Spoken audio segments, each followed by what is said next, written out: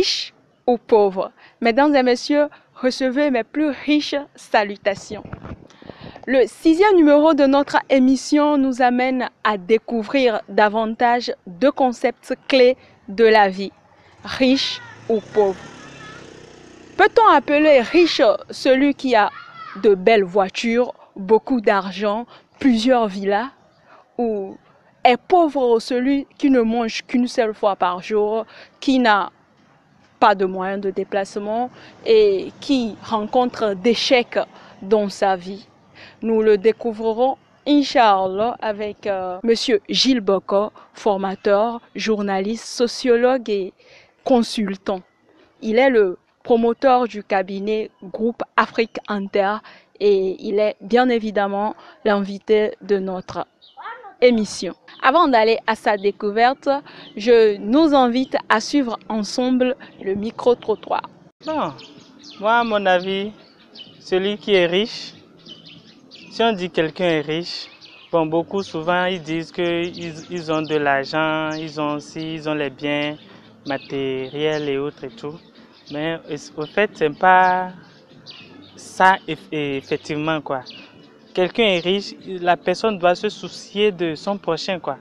De celui qui est pauvre, genre, il y a des gens dans la rue un peu partout qui n'ont rien et qui n'ont pas de père, de mère et tout ça. Donc voilà, c'est un peu ça.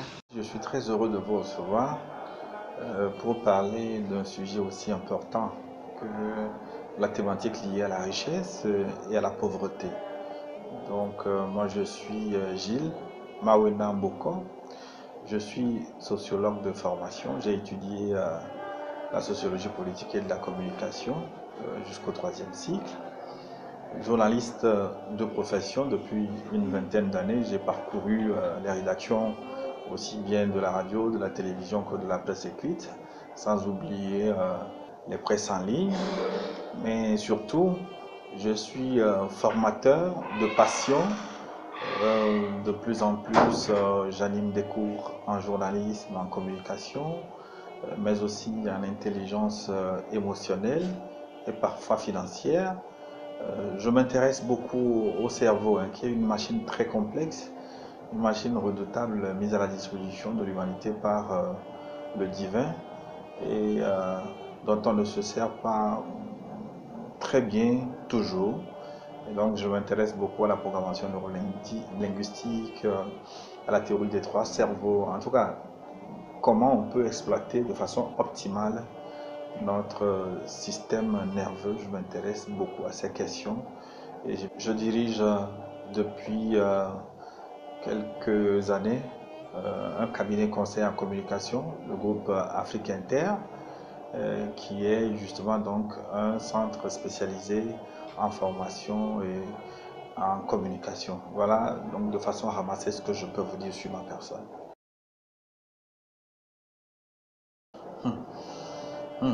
Une question de thèse, Qui peut-on désigner par le concept pauvre? De façon technique, on peut dire que le pauvre, c'est celui qui dispose de peu de ressources financières, c'est-à-dire de peu de biens, de richesses. Une personne qui a peu d'argent ou pas du tout, c'est cela qu'on appelle généralement les nécessiteux ou des indigents.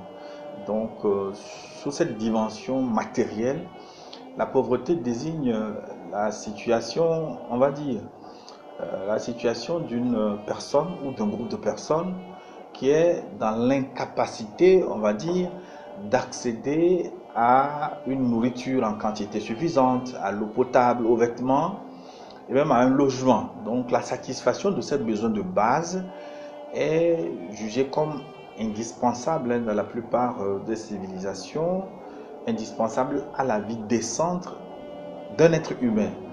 Mais outre cette dimension pécuniaire, la pauvreté s'exprime aussi sous des dimensions plus subtiles, c'est-à-dire immatérielles.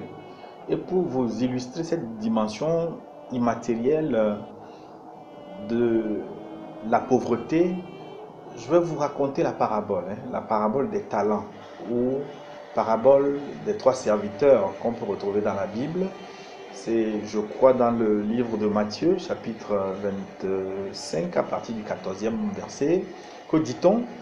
Un homme, avant de voyager, fit venir ses 3 serviteurs à qui il a remis tous ses biens.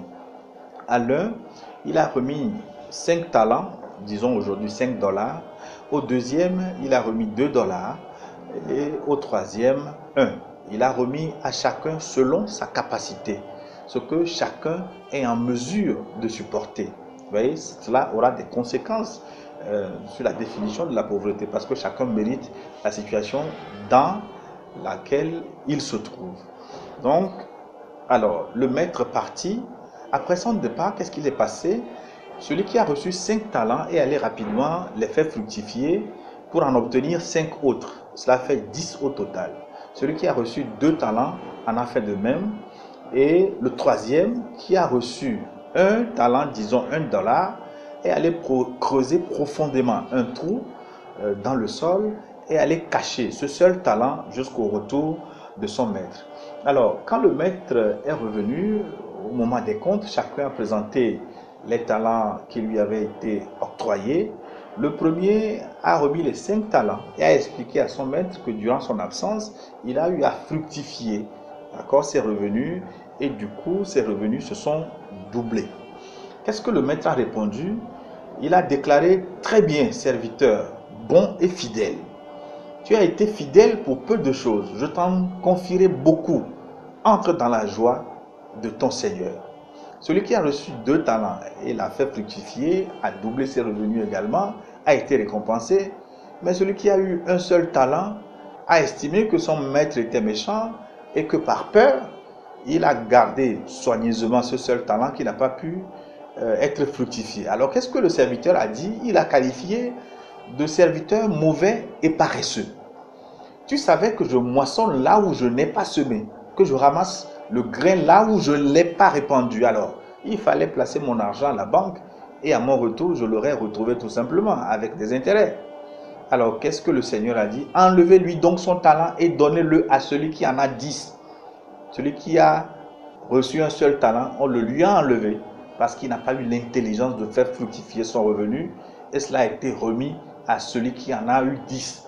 Donc, quant à ce serviteur bon à rien, jetez-le dans les ténèbres extérieures, là où il y aura des pleurs et des grincements dedans. C'est ce que nous raconte cette parabole pour dire aussi donc que la pauvreté, c'est surtout une disposition d'esprit ou même une prédisposition d'esprit, une façon d'être qui conditionne celui qui se comporte de cette façon à déboucher à ne pas être en mesure de faire fructifier ses revenus et de dormir, comme on dit souvent, sous ses lauriers, sur ses lauriers, de se contenter du peu et finalement de se retrouver dans le dénuement. Donc voilà ce que je peux considérer comme quelqu'un qui est pauvre.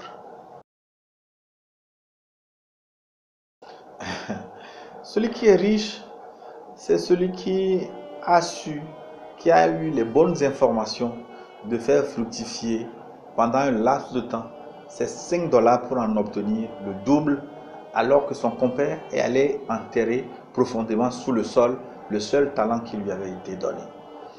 Et donc, je vais vous renvoyer à une définition de Wallace Wattles qui dit qu'il existe une science pour devenir riche. Et c'est une science exacte, tout comme l'algèbre et l'arithmétique qu'on avait apprises au cours primaire. Il existe certaines lois qui gouvernent le processus d'acquisition des richesses, d'accumulation des richesses. Une fois que ces lois sont connues et respectées de tout homme, il deviendra riche avec une certitude mathématique. Donc celui qui est riche, c'est celui qui détient ses connaissances. Mon peuple périt aussi faute de connaissances. C'est celui qui connaît ses lois et sait les mettre en valeur pour augmenter ses revenus, pour ne pas être à l'abri du besoin. Pendant très longtemps, on a cru que la richesse était synonyme de diplôme, d'aller à l'école. Mais en fin de compte, on s'est rendu compte que l'école est une idéologie mise en place par ceux qui en avaient besoin pour produire des individus obéissants, des individus qui pouvaient se contenter du peu et qui, à la fin d'un certain temps, vont exhiber leur parchemin comme une fin en soi, attendant donc d'être embauchés dans un service et vivre d'un salaire tout au long de leur vie, un salaire qui ne suffit jamais. Donc, être riche, c'est celui qui est capable de contourner ces conditionnements et de se créer et de respecter un certain nombre de lois, un certain nombre de principes pour pouvoir développer ces richesses, en tout cas faire accroître ces richesses et être à l'abri du besoin. Je voudrais retourner la question dans l'autre sens. Y a-t-il des habitudes qui rendent riches? Et ainsi, donc, chacun va faire le compte et se retrouver dans la corbeille de la richesse ou bien de la pauvreté. De toutes les façons, aussi bien le riche que le pauvre se trouvent sur le même axe, hein, sauf que chacun se trouve à l'extrémité de l'axe. Le pauvre se situe peut-être à l'extrémité gauche, il se situe vers moins l'infini, alors que le riche se situe à l'extrémité droite, à plus l'infini.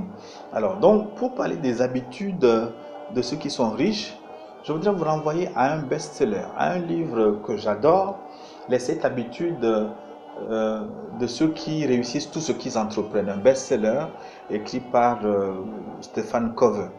Stephen Covey qui est très bien connu dans le monde du développement personnel, de l'entrepreneuriat. Alors, Les 7 habitudes de ceux qui réalisent tout ce qu'ils entreprennent est l'un des meilleurs livres que j'ai lus en développement personnel. Et il développe un certain nombre de conditionnements, un certain nombre d'habitudes à acquérir pour pouvoir devenir riche. Donc, la réussite, tout comme l'échec, il faut le savoir, ne se fait pas en un jour. Hein. Ce n'est pas une question subite, mais la réussite ou la pauvreté est le résultat de petites actions quotidiennes mises bout à bout, alors que quelles sont les habitudes des gens qui réussissent dans leur vie personnelle ou professionnelle? Comment toi aussi tu peux adopter ces habitudes et avoir une vie réussie et plus épanouie? Donc, dans la première habitude, Stephen Covey dit que ceux qui sont riches font leur propre choix. Il définit 2 concepts, le cercle d'influence et le cercle de préoccupation. Il estime que ceux qui choisissent la pauvreté sont des gens qui se retrouvent dans le cercle de préoccupation, des situations qu'on ne peut pas changer et qui se plaisent et qui se plaignent de cette situation au lieu de développer leurs compétences dans le cercle d'influence, c'est-à-dire l'endroit, les facteurs sur lesquels ils peuvent agir pour changer leur destin. Au lieu de dire « mon père est pauvre, je viens d'un endroit pauvre, mes parents n'ont pas réussi ici, et donc mon pays est mal gouverné, et donc moi, je ne peux pas aller de l'avant », Stephen Covey enseigne de travailler beaucoup plus sur les facteurs qu'on peut changer et de laisser les zones de préoccupation, c'est-à-dire les facteurs sur lesquels on a peu d'influence. La deuxième habitude de Stephen Covey, c'est qu'il demande de savoir là où on veut, de se fixer des objectifs dans la vie. Ce qu'il faut savoir, c'est que tout projet a 2 naissances. La première a lieu dans son esprit.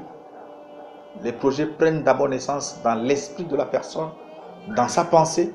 Et la deuxième naissance du projet, c'est dans le monde physique. Donc, il renseigne que pour pouvoir réussir, il faut avoir l'habitude de créer les projets, ses objectifs dans la pensée, dans l'esprit. Et une fois qu'on les crée dans l'esprit, cela se traduit dans le physique. C'est ce qu'il a appelé un énoncé de mission personnelle. À chacun de créer un énoncé de mission personnelle, c'est-à-dire ce que les Anglais appellent un vision board, là où on veut aller par rapport à ce qu'on a compris de son existence. La troisième habitude, il demande de donner la priorité aux priorités, c'est-à-dire de gérer sa vie et son temps de manière efficace grâce à sa volonté, de ne pas se consacrer à des futilités, de savoir ce qui est priorité, ce qui peut m'amener de l'avant et ce qui me retarde. Et là-dessus, j'ai adoré un livre que je n'ai même pas encore lu, mais dont le titre m'a beaucoup inspiré, c'est de Rekia Madougou qui est sorti, c'est très récent, Soigner les certitudes. Vous savez, la vie est très complexe, mais dès lors qu'on retrouve des dimensions où on est sûr que ce sur quoi on travaille peut nous aboutir, peut nous aider à aboutir à de bons résultats, il faut y travailler sérieusement, soigner ses certitudes et écarter, d'accord, ce qui peut ne pas nous amener, nous envoyer de l'avant. La quatrième habitude de Stephen Covey, c'est l'entraide et le partage. La quatrième habitude de ceux qui réalisent tout ce qu'ils entreprennent est d'aborder les relations en mode gagnant-gagnant. C'est-à-dire tu gagnes et je gagne. Au lieu d'être en situation de prédation et croire que ma richesse doit dépendre de la pauvreté des autres. C'est une forme de richesse qui ne va pas loin. Ceux qui réussissent aussi cherchent d'abord à comprendre et ensuite à être compris, à développer une forme d'écoute active, une forme d'antipathie, parce qu'on ne peut pas réussir sans relation. Et cela rejoint la sixième habitude où Stephen Covey demande de faire la synergie, de la synergie son meilleur allié. On pourrait illustrer le principe de synergie avec cette équation, l'idée d'une personne plus une personne, ça devient l'idée de 3 personnes. 1 plus 1 égale 3. Dans ce cas-là, 1 plus 1 ne devienne plus 2 comme on l'a appris à l'école, mais 1 plus 1 devienne 3 parce que quand 2 personnes se mettent ensemble, travaillent avec leur intelligence, les résultats qu'ils obtiennent dépassent la somme, d'accord, des compétences individuelles des 2 personnes. Et la septième habitude de ceux qui réussissent, ceux qui entreprennent, c'est qu'ils développent des facultés continuellement pour appliquer les 7 habitudes. Les gens qui réussissent renouvellent continuellement leurs facultés personnelles. Prendre le temps d'affûter les facultés te permettra de gagner un temps précieux et d'accélérer la réussite. Et là-dessus, il résume souvent cette habitude par cet adage: quand on vous donne un couteau pour couper un arbre, on vous donne 5 heures, il faut prendre 4 heures pour aiguiser le coupe-coupe, et ensuite la seule heure qui reste vous permettra d'abattre l'arbre. Donc former sa personnalité, acquérir les connaissances, lire, aimer les livres, aimer la connaissance et se cultiver pour affronter les défis de cette vie, développer l'intelligence financière. Parce que ce qui compte à la fin, c'est l'idée pour gagner de l'argent, c'est l'idée pour devenir riche. L'idée que celui-là avait eue en multipliant ses 5 talents pour faire 10 au bout d'un certain temps. Cette idée, c'est elle qui est primordiale, mais pour pouvoir l'acquérir, il faut lire, il faut se former, il faut développer les aptitudes qui peuvent nous amener donc à être capables de reconnaître la bonne idée de la mauvaise.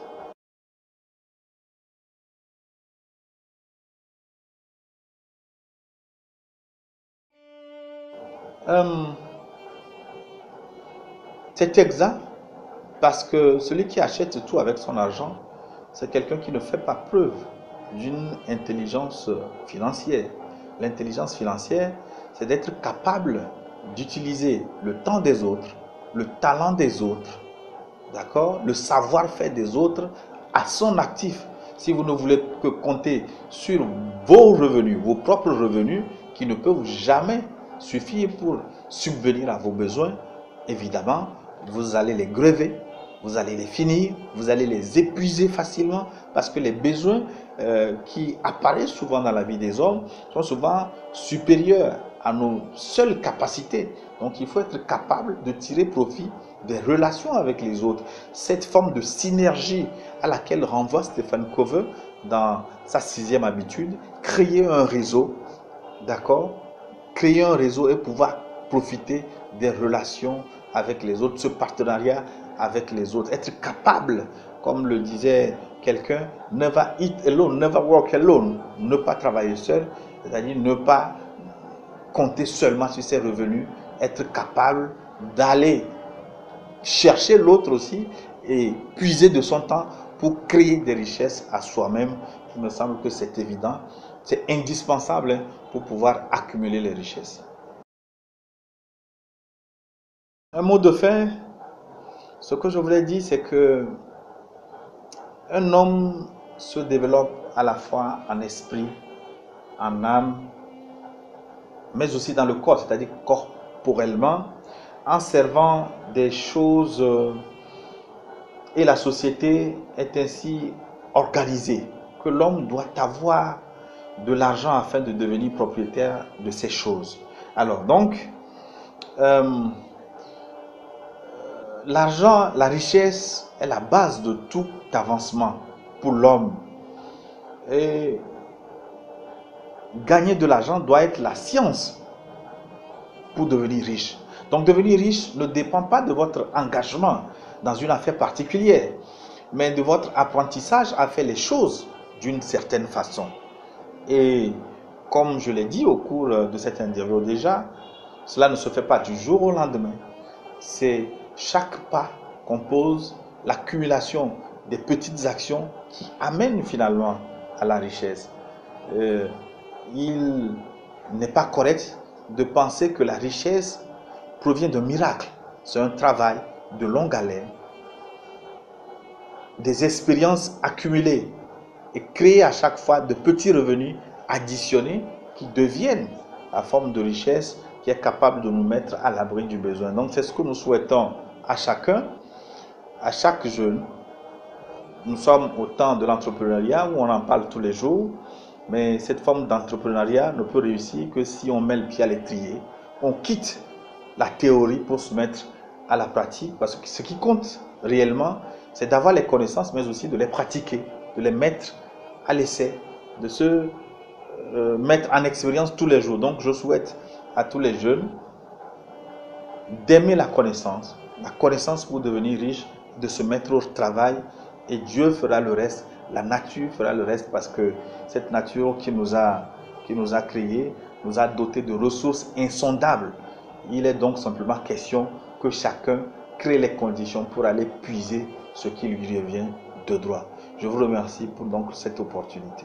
Aimer la connaissance et se mettre au travail. Merci beaucoup, Monsieur Gilles, pour ces conseils et aussi pour la qualité de la présentation. Alors, chers collègues riches, oui, bien évidemment, parce que j'ose croire que nous tous, nous avons la mentalité de riches, je nous invite à pratiquer les conseils de notre invité. Si vous êtes nouveau sur notre chaîne, n'hésitez pas de vous abonner et bien évidemment de liker et de partager la vidéo pour aider plusieurs personnes. D'ici là, portez-vous bien et à la prochaine. Bye bye.